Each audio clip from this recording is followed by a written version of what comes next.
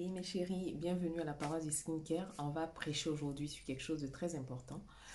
Normalement, je dis normalement parce qu'il y a forcément quelqu'un qui va se lever pour dire que lui n'est pas au courant de ce qui se passe. Donc normalement, pour ceux qui vivent sur cette planète avec nous tous, vous êtes au courant que ça fait bientôt un an qu'une pandémie nous traumatise. Plus d'un an même. Et l'une des façons de se prémunir de cette maladie-là, de limiter la propagation, c'est le port du masque. Malheureusement, le port du masque peut être nocif pour la santé de notre peau. Celles qui ont les peaux les plus délicates, les plus sensibles sont vraiment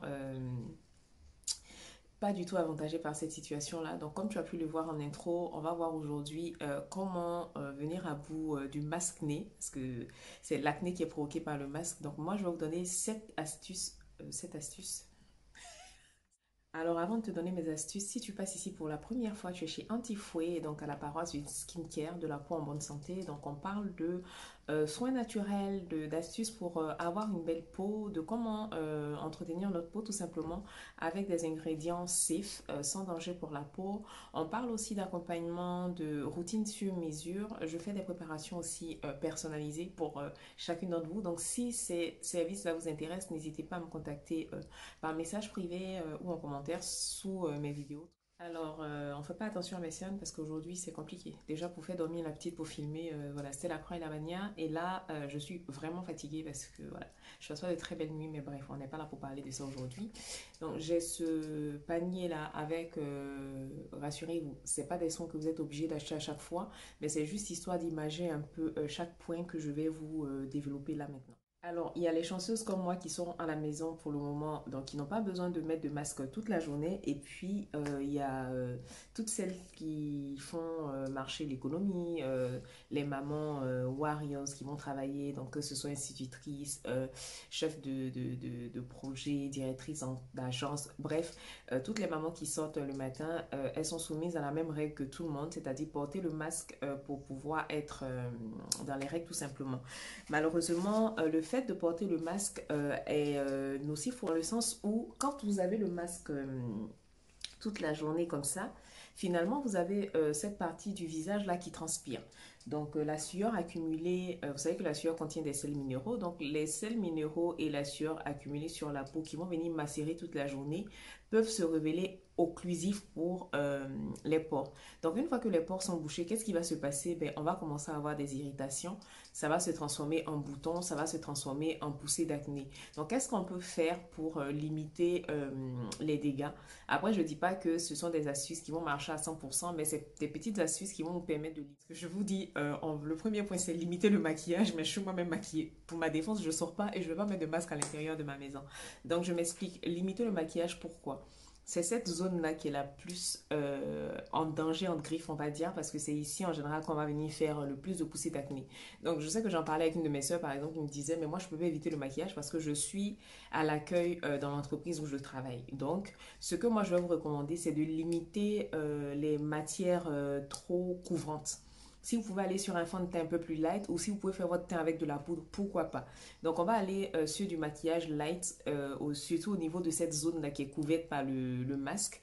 Et je vais vous demander de miser, par exemple, plus sur les yeux. Vous pouvez faire des yeux plus flashy, plus voyants et limiter l'application du maquillage sur la zone basse du visage qui va être enfermée dans le masque. Alors, en deux, c'est vraiment le moment où on va commencer à appliquer les conseils qu'Antifouet donne depuis 40 ans.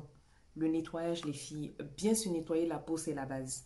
Et si vous voulez vraiment éviter le masque-nez, les irritations, les imperfections que provoque le port du masque ben, toute la journée, on va vraiment aller sur un nettoyage consciencieux de la peau. Je vous le dis souvent, se nettoyer la peau, c'est vraiment la base pour avoir une peau en bonne santé, une peau saine.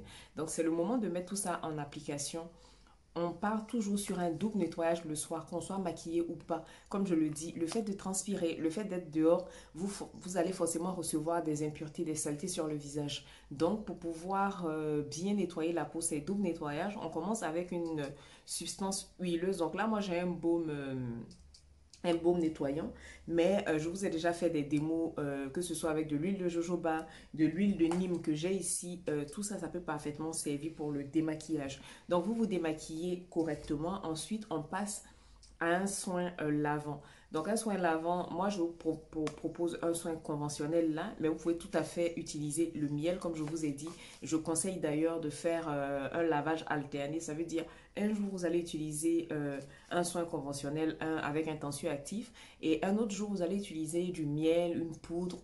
Mais franchement, lavez-vous correctement le visage et c'est 1 minute pendant qu'on masse le visage pour bien décoller les impuretés.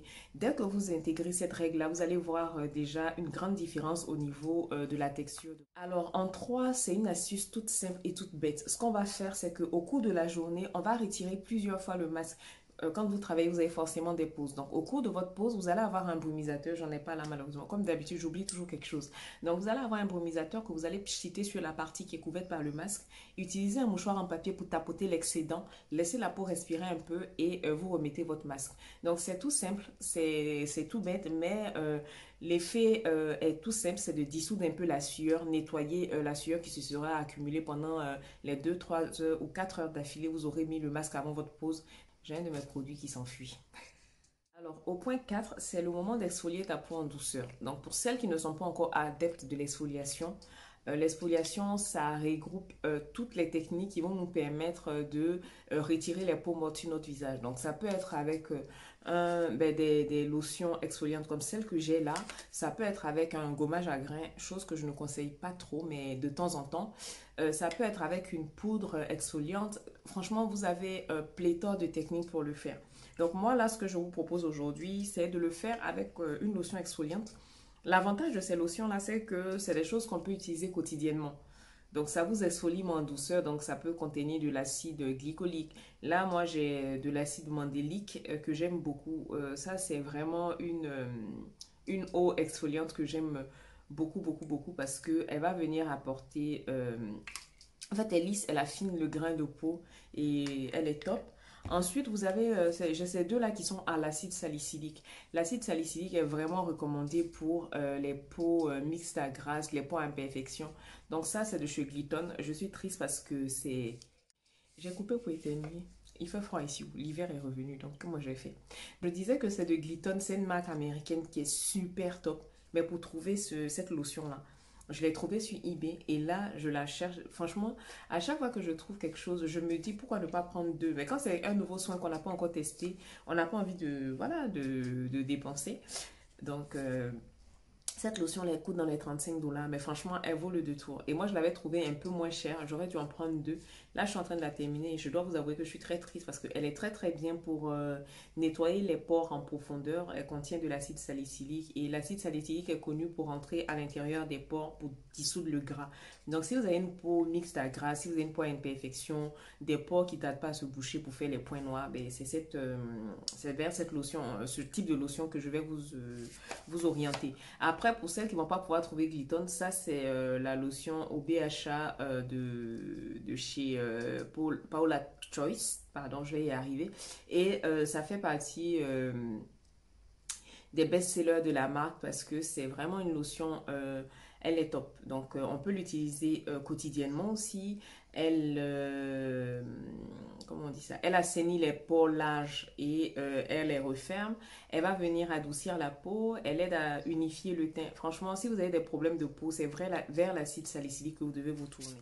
Alors, en 5, je vais vous inviter à aller sur des formules douces. Quand je dis douces, je vais parler voilà, des soins où vous avez par exemple la mention Cica. Donc, Cica, c'est quelque chose qui va venir apaiser, quelque chose de doux, de nourrissant. Moi, j'ai ce lait-là, je vous en ai parlé dans mes favoris dernièrement. Donc, c'est le lait de Curel.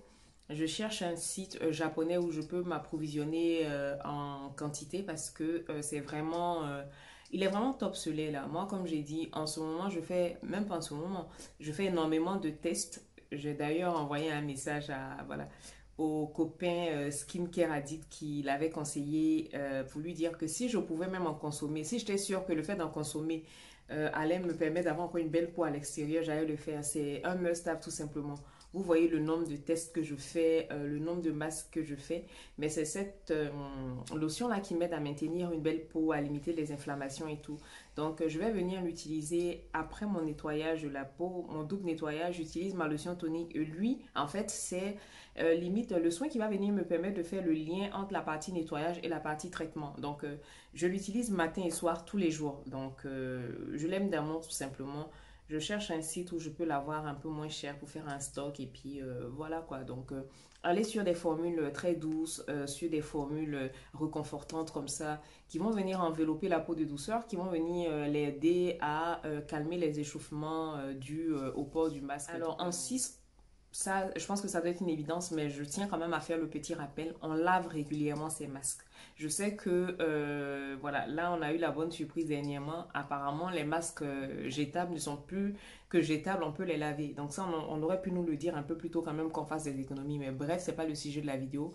Je vous invite à les laver régulièrement parce que c'est toute la journée sur le visage. Vous pouvez pas imaginer le nombre de bactéries qu'on transporte avec nos mains, avec nos téléphones. Tout, on touche le masque avec les mains, on est en contact avec les poignées de porte, on est en contact avec les poignées dans les transports en commun, même dans nos voitures personnelles. Hein. Je pense pas que avant cette pandémie-là, quelqu'un aurait eu l'idée, à part les maniaques, l'idée de nettoyer son volant tous les jours, par exemple. Donc, il faut penser à laver régulièrement les masques, à les changer régulièrement aussi. Et puis, pourquoi pas alterner jetable et en tissu tout simplement pour permettre à la peau de tester plusieurs textures afin de voir ce qui vous convient le mieux et ce qui est moins traumatisant pour votre peau. J'aime beaucoup dire ce mot-là traumatisant parce qu'effectivement, on a des attitudes qui traumatisent la peau. Donc, alors en 7, on va terminer toujours avec ce que je disais, de la douceur. C'est pas le moment de faire des gommages à grains abrasifs. C'est pas le moment de faire des masques qui vont venir vraiment tirer toute l'hydratation, des masques à l'argile régulièrement qui vont venir tirer toute l'hydratation de la peau. C'est pas le moment d'utiliser de l'eau trop chaude pour ces routines.